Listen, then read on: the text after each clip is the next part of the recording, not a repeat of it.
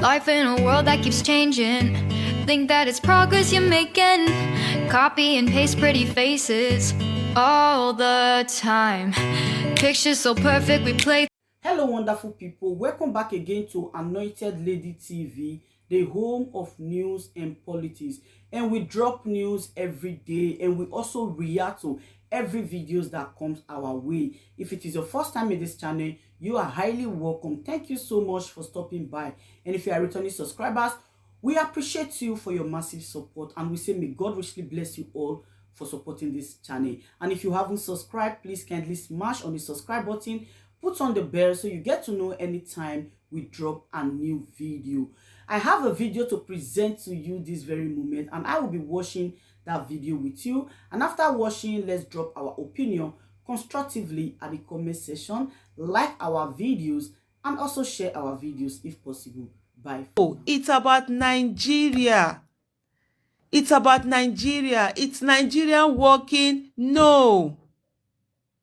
It's Nigeria. Uchenna, yes, if you want Nigeria to be ended, let's end Nigeria. Fine. Work towards it. Let's get it done in an amicable way. One Nigeria is not sacrosanct. I keep saying that. One Nigeria is not sacrosanct. What is sacrosanct is good governance, accountability, transparency, good development, good quality education for everybody, lack of unemployment, reduction in unemployment, development. That is what is sacrosanct. Not poverty, not corruption, not inequality, not lack of jobs, not unemployment. We are the poverty capital of the world. That should concern us more than who is Hausa, who is Igbo, who is Yoruba, who is Esako, who is Ibibio, who is Nupe. There's a lot of unemployment in our country. That should concern us more than who is Christian, who is Muslim, who is traditionalist, who does not believe in God. What's your business with the person who does not believe in God? It's their personal business. You that you believe in God, do your thing your own way. You that you decided to be a Christian, do your thing your own way. You that you decided to be a Muslim, do your thing your own way. Who cares? Who bloody cares? It's personal to you. As long as you are giving your enabling environment for you to do what you want to do. Poverty does not ask whether you are a Muslim or you are not a Muslim. Somebody say you will die soon if you say anything bad about, I don't know what to say, good or whatever. Those are, you see, the thing, whether he's trying to say God and he put two double, he say don't try God. You guys, you fight for God and leave your fight to God. What is your business? Whether somebody will die, all of us are going to die. Whether it is sooner or later, you can die today, you can die in 100 years, you're still going to die. So, you're busy fighting for God. You're leaving your fight to go. When it's time for you to fight for yourself, you say, that's how God wants it. That's how God wants it. No, but when you are fighting for God, you don't know that that's how God wants it. You are the one carrying it on your head. What is it? We need to put all of this aside. We need to know that we have a nation that we all need to fight for. And the thing is that silence is not an option. Silence is not an option. Every one of us, we have the capacity to do something. We must ensure that we are doing that thing. It's either you're talking, it's either you're tweeting, it's either you're doing your Facebook post, it's either you're sharing the hashtag, it's either you're on the streets, it's either you're at home, it's either you're having strategize. You must be doing something. Otherwise, this problem will worsen. It's not going to get better. 8 years ago, I turned 40. I was sad, I was angry, I didn't like what was happening in my country. And 8 years later, it's worse. You understand? 12 years ago, things were better than it was 8 years ago. We can't have a country where things keep deteriorating, where things get worse. Where we look back and say, oh, the one that just left is better than the one we have now. And if you continue like that, when is it going to stop? When is it going to stop? That's the thing. It doesn't matter whether it's your brother that is president. Who cares? If they kidnap you today, you're not going to carry your brother's picture and they will set you free. It doesn't matter who is in this thing. What matters is it's enabling environment for everyone. It's for everyone to have a country that works for them. So one of the things we have to do is to ensure that we are working together, is to ensure that we are doing things together, is to ensure that we are strategizing, we are strong. Let's be united. We don't need to like, you don't need to like each other to be united. You don't. All you need to do is to say, come, what can we do together? That's what matters. You see this issue of dividing North and South. When NSAS was happening, when those Northern governors had a forum, they were thanking the elders and said that, oh, the youth did not join the S, blah, blah, blah, and all of that. What they were trying to do was separate, put a division between the Northern youth and the Southern youth. Don't allow it. We allowed ourselves to be divided. See where Nigeria is today. So why are you buying something that didn't work from us? We have failed. We are part of the older generation. I'm 48 today. My generation believed that there was a difference. See where we are. Why are you, the younger generation, the youth of today, also buying that nonsense that we bought into that kept us down, that has held us down? You must realize that when a fight, whatever a fight is, it's a fight for survival. It's a fight for a better Nigeria. Put hands together and do it. Maintain your individuality, maintain your independence, maintain your identity. You are a Northern youth, you are a Southern youth, you are an Eastern youth, you are a Western youth. Maintain all of that identity, but find a common ground where when it is time to talk about issues, when it is time to fight on issues, you have that common ground that you fight on. You respect your identity, you love your identity, you maintain your identity, but when it comes to you fighting on a common issue, you come there. I'm a Muslim. I wear the hijab. That's who I am. That's my identity. But I'll stay on the same table with somebody who wears mini, who is not a Muslim, who, if they want to be naked, they can be naked as far as I'm concerned. All I know is that we're on the table and let's work together. I have my individual identity. Other people also have their individual identity. They are the ones who are Christians. There are some who don't believe in God or anything. There are some who they are traditionalists, and we all work together. We are not trying to take over each other. Every one of us will maintain our individuality, our own identity, and that's it. But we're also able to come together and sit on the same table and make the decisions that we need to make and do all the work that needs to be done. And that's very key and that's very important. And basically, that's where we are all missing it, because people are thinking that by the time we come into a place, oh, we have to all now be the same. No, we can never be the same. We are different people, and that's what makes us amazing. Nigeria is different. Let's not keep, Nigeria is not one. Nigeria is an amazing country made up of different people with different identity, amazing identity, and they're all loosely working together to build a greater nation. Let's appreciate the North. Let's appreciate the South. Let's appreciate the East. Let's appreciate the West. If I'm looking at Nigeria, it's like a mini Africa. It's a mini where there's so many things going on. If I'm looking for strong swimmers, I'm going to go to the Niger Delta region to look for strong swimmers, and they can even represent us at the Olympics. If I'm looking for people who have the East African kind of attributes, their bodies, I'm going to go to the Northeast and go and find people there that are going to help us with when you're running for long distance. I will be amazing there. If I'm looking for who are going to be the boxers and all of that, I'm going to go to the West and look for. If I'm looking for who are those who are going to represent us on soccer field and on a lot of other things, wrestling and all of that, I'm going to go to the East. We're beautiful, we're amazing, we're differently made, and we have to accept our differences and the way we are. That's the key point. Forget about all of this. Oh, when people say to me, oh, Nigerians, we can't work together, we are too different. I say, we have the same poverty. We have the same corruption. We have the same lack of good governance. We have the same lack of development. We have the same lack of access to good quality education. We have the same lack of access to good healthcare services.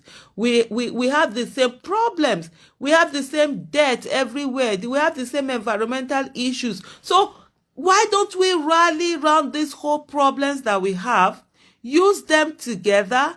When we use them together, and then what now happens? We'll fight for a better Nigeria. You want a new constitution? Fine and good. work towards a better Nigeria, get people into the legislative arm of government, get credible candidates in there. Then they will go to the National Assembly and change the constitution for it. It is not a president that changes constitution. No, it's not the job of a president. It's the job of the legislative arm of government. It's the job of the National Assembly and the state houses of assembly. So if you need a new constitution, go and start looking for people that you know they are going to give you a new constitution. Let them go in there. When they get in there, then they're going to do the work for you. We can't stay aside. We can't stay by the roadside and keep, saying, oh, this, we want this without doing anything. We have to, and we need to come together. Today, we see what is happening in the North. You think when they are done with the North, they're going to stay at home? No, they're not going to stay at home. They're going to come after every one of us, whatever region we're in. If you're able to subdue the North, then it's very easy for you to go to the next region. So now that the whole thing happening, so it's important for all of us to put our mouths together and say, no, this has to stop. No, we have to say, thank you so much, Zainab Ali, for your kind words. Thank you, all of you that have been sending me your messages, the birthday wishes and all of that. Thank you so much, and God bless you. So this is the thing. It is not in our interest. When they come and they say to us,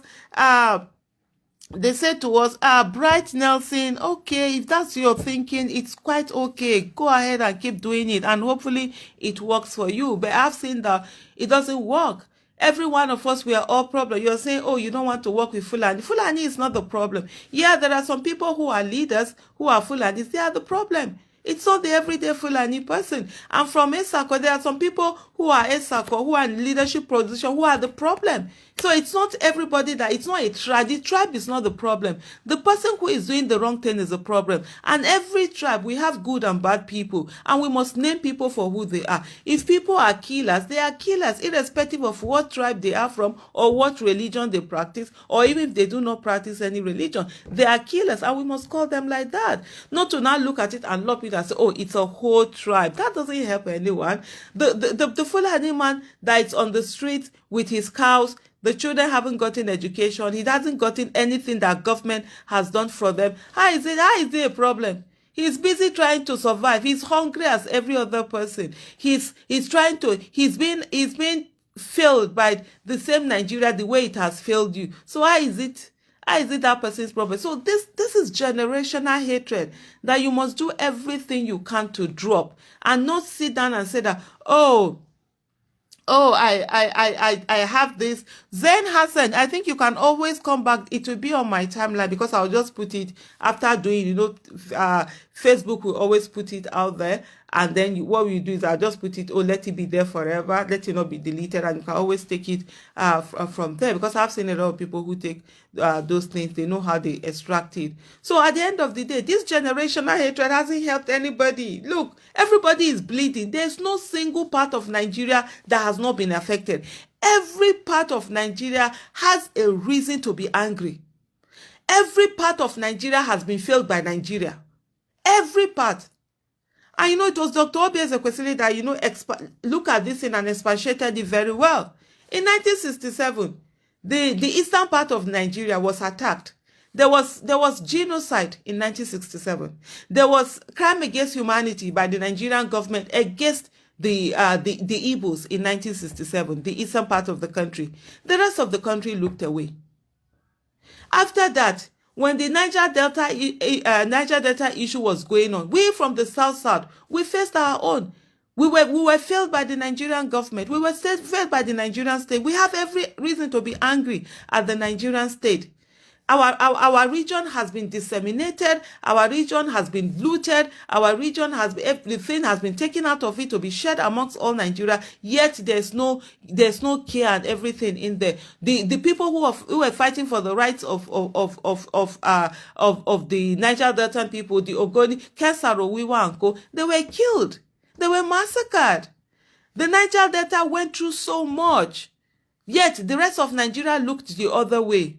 June 12 election, Abiola, MKO, Abiola, Kudirat, Abiola, all of them, they ended up, she was assassinated, her husband died in prison, they won the presidency, they were not given, there were a lot of attack, Nadeko, for those of, some of you were not born then, by that 1993, there was a lot of Nadeko, many people jackpot out of the country, there was so much attack on the western part of the country. The West, they went through so much. They have a reason to be angry at Nigeria. They have a reason. The rest of the country looked the other way. So you see now the South have gotten their own. The Southeast has gotten their own. The Southwest have gotten their own. Then it came. Then we had the middle belt crisis. The middle belt crisis was going on. Herders, farmers clashes, all sorts of things, killings, maiming. The rest of Nigeria, we were looking the other way.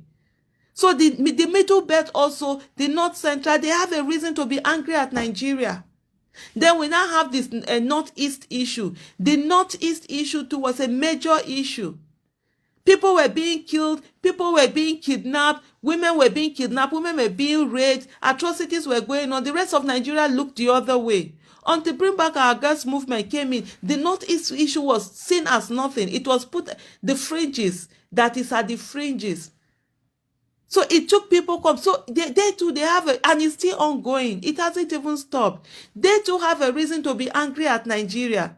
They too have been failed by Nigeria. Today, it is the turn of the Northwest. The Northwest is bleeding. The Northwest is going through so much. The Northwest, a lot of killings, a lot of atrocities. The rest of Nigeria is looking away. They too have a reason to be angry at Nigeria. But you know what? This anger, if we do not put it to work, we are going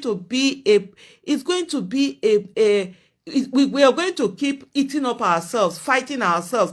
All of us that are already, we have been abused by the system. We have been left out by the system. The system hasn't been, Nigeria hasn't been there for us. And then if we keep using that anger that we fight at fighting each other, we are not going to get anywhere. We need to take this anger. We need to put it towards something and get us moving from there and keep going from there. That's what is most important. That's what is most important. I see somebody here. Is it what did he say? Okay, I think there's somebody here who is saying that I'm a prostitute. Well, thank you so much. I'm actually a prostitute for my husband, and I'm a one customer prostitute. Oh my dear, that's a call that came in. I'm a one customer prostitute, and if I ever decide to add other customers to my prostitution, definitely I know you won't be able to afford the price. And so do well done. For now, we are not talking about issue of prostitution. We are talking about issue of governance. And if you can contribute to it, that will really be wonderful, because we need our country to work so that those that want to do prostitution, like I do for my husband, we can have an enabling environment. Like right now, I should be with my husband, earning my money, earning my pay, but I'm not with him. I'm here doing this. So that's what is most key. We must understand that we've all been affected by our country. We're all angry. It's okay. We are all angry. We are all sad. We have pain. We're all carrying pain. And some of this pain, they are generational pain. Your parents will tell you how Nigeria has treated them badly, and you carry on that pain. My parents will tell me how Nigeria has treated them badly. I've carried on that pain. Every one of us, we've carried on the generational pain. And sadly, we are also passing those pains to our children and then the youth and everything. It's a time for us to carry those pain and say that, look, let's forge a path that works for all of us. We don't have to like each other. We don't have to do the same thing. We have to move on. We have to begin to not just make the mass, not just advocacy, but political participation. I see a lot of people here who are saying they want their own self-determination. Self-determination is fantastic, but the only way you can do it is at the National Assembly and the State Houses of Assembly. So in the next 1 year and 2, we're going to have election.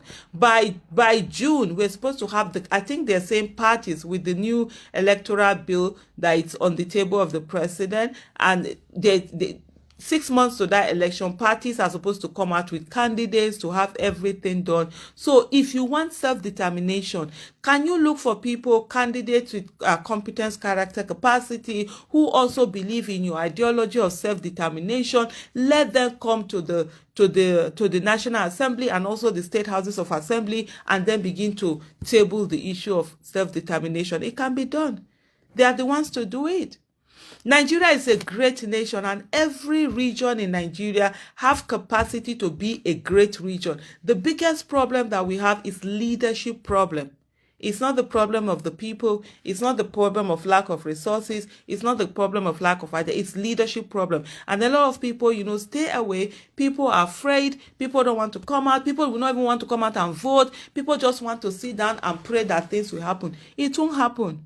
Because God will not do for us what he has given us the capacity for us to do for ourselves. We must do these things for ourselves. And that's what is most important. That's what is most key. And so every one of us, there are things that we need to do. Right now, PVCs are being collected. Registration is going on. Go and register.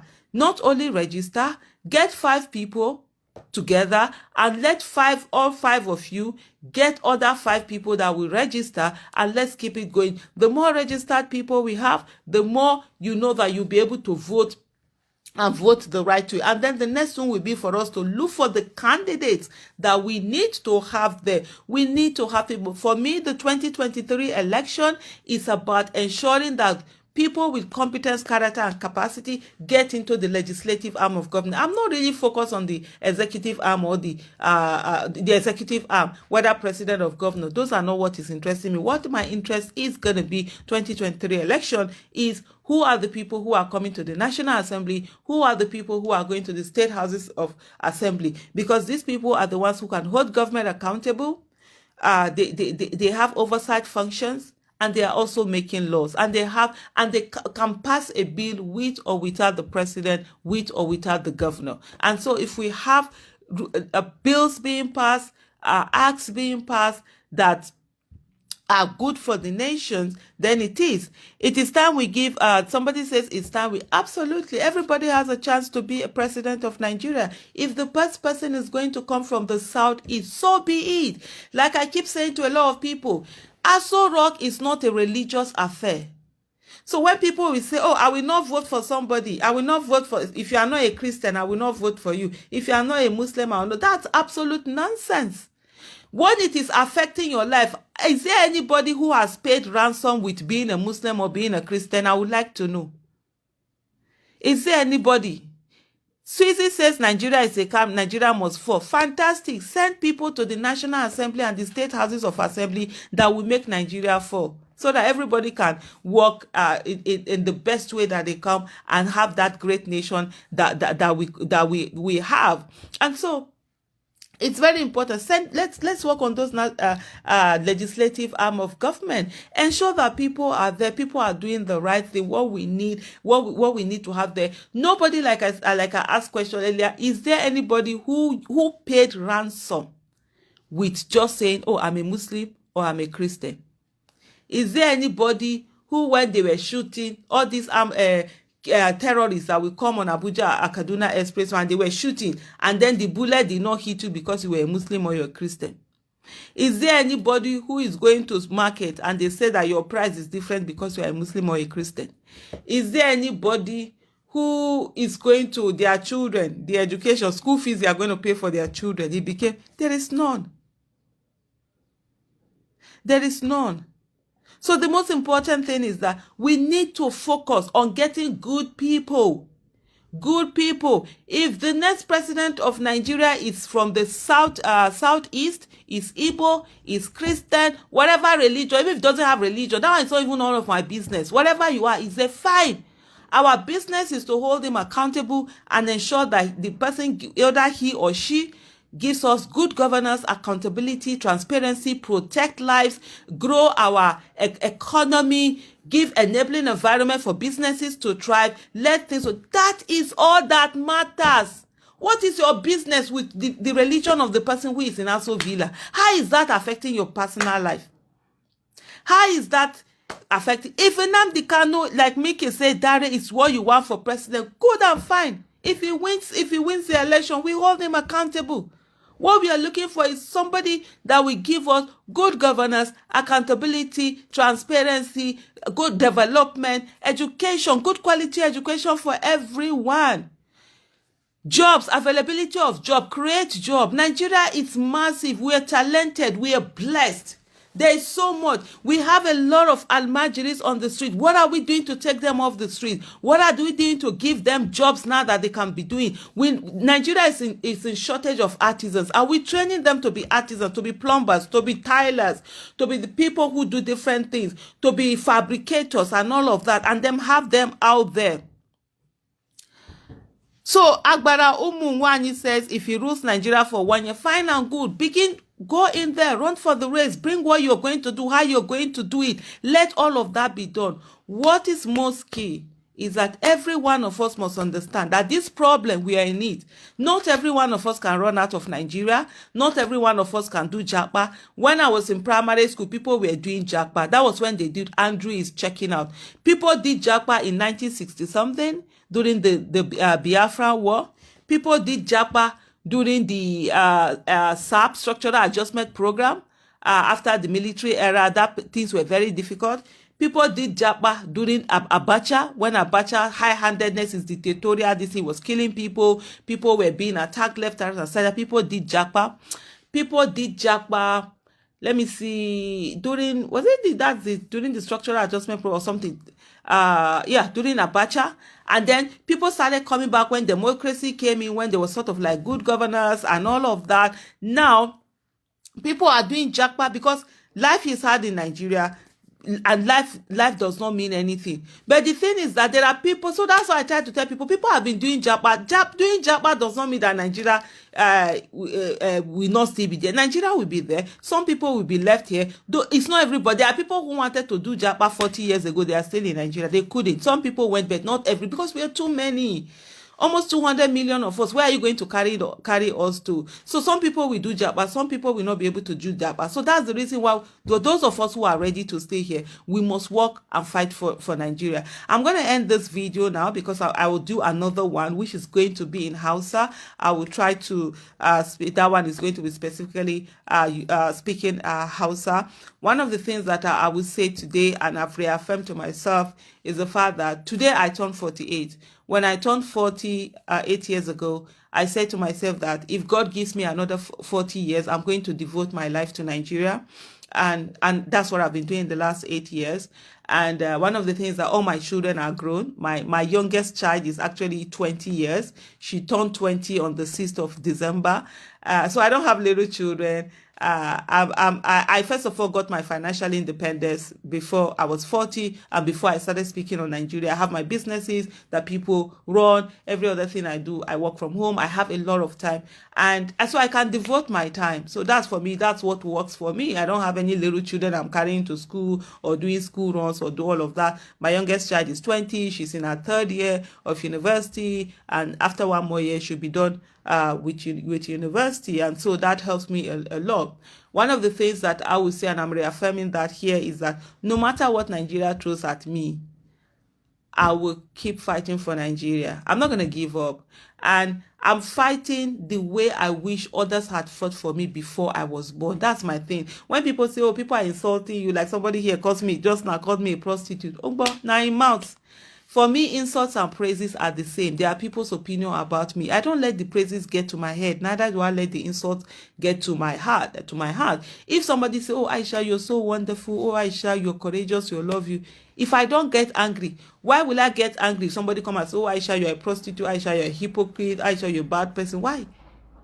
It's a person's opinion. I didn't get angry when somebody praised me. So why am I getting angry when somebody insults me? It's a person's opinion. That's the way I look at it. They are all the same. They are people's opinion about me. They are not my reality.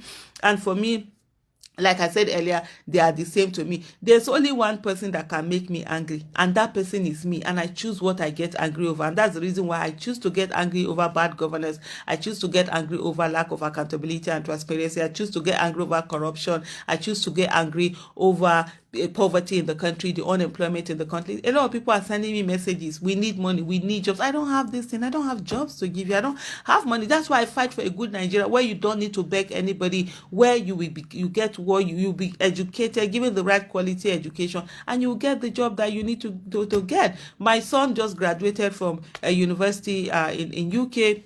he wanted, he was oh, come back home. He said no, he didn't want to come back home. Now he's over there in UK. He's doing he's doing a bit of job. He got that before he even finished his university. It's not a massive job, but he can take care of himself. He can take care of his bills. He can do everything while he's still applying for jobs that are mainly in his area. That's the kind of environment that I want every young Nigerian to have. While you're working, while you're schooling, you're still working. My daughter has been working since the year 2019, since she was 17. When she got into university, she has been working. My son, I think he worked even when he was 15. They get jobs. She's doing her job. She's doing her work. Even if today we decide not to send her any money, she can pay her bills in school while she's staying in school. I want that also for the Nigerian youth. I want that also for everyone. It shouldn't be just that, oh, children of some people will enjoy certain things and children of other people will not. No, everyone should be able to enjoy the basic thing about life. So for me, like I said earlier, I'm not going to give up on Nigeria no matter what it throws at me.